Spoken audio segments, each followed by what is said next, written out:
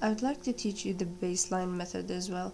It's very useful, you might need it, so this is the perfect timing to learn it. After we learned how to do the continuous dimension, let's go ahead and try to do the baseline. Okay, so just like any linear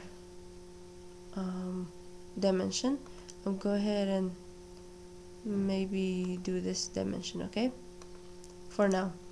And when I go and change for the baseline, it will automatically take this line as the baseline because I did this part starting from this. Okay, so I'll go ahead and maybe snap to this one, and when I continue, it also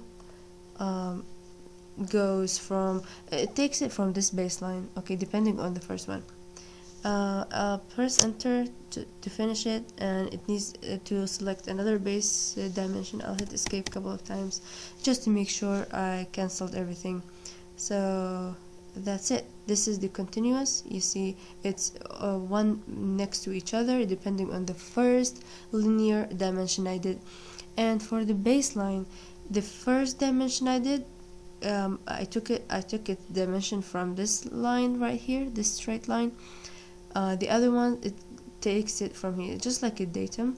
It measures it from the same point.